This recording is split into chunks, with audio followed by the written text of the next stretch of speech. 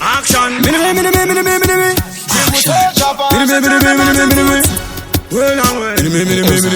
King Shabu. Shido Tamuka Dansi ziri kufira vaneta kudzima mambo yedza kushopera kutenga zvitsinga mangoma ndiri kusunga panduru zisvinga Action military Africa pane mangoma ndirangobudisa pfuta ndisikuita zvekutamba nekuti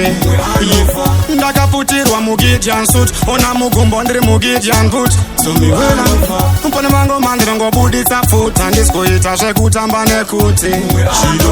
ndakaputirwa mugideon suit ona mugumbo ndiri mugideon boot somiwela tamuka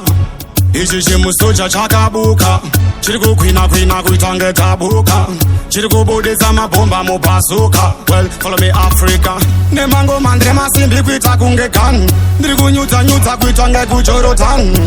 Africa where me come from chimusocha pacha chakabata gun pane mangoma ndirangobudisa pfuta ndisikuita zvekutamba nekuti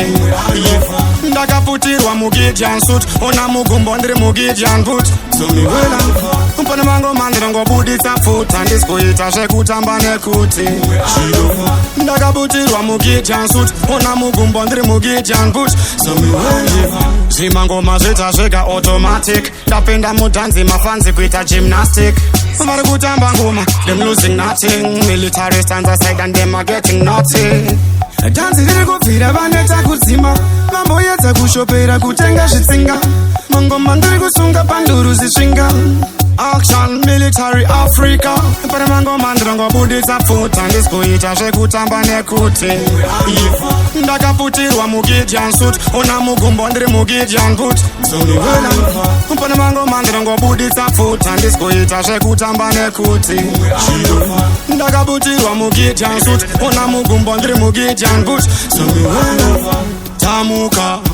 ichi chimusocha chakabuka chiri kukwina kuita ngetabuka chiri kubudisa mabhomba mubazuka well follow me Africa nemangoma ndiri masimbi kuita kunge gun ndiri kunyudza kuita ngekujorotan Africa where me come from chimusocha pacha chakabata gun pane mangoma ndirangobudisa pfuta ndisikuita zvekutamba nekuti ndakaputirwa mugideon suit ona mugumbo ndiri mugideon boot somiwela pane mangoma ndirangobudisa pfuta ndisikuita zvekutamba nekuti ndakaputirwa mugideon suit ona mugumbo ndiri mugideon boot somiwela zvimangoma zvita zvega automatic ndapenda mudhanzi mafanzi kuita gymnastic vari kutamba ngoma them losing nothing military stands aside and them are getting nothing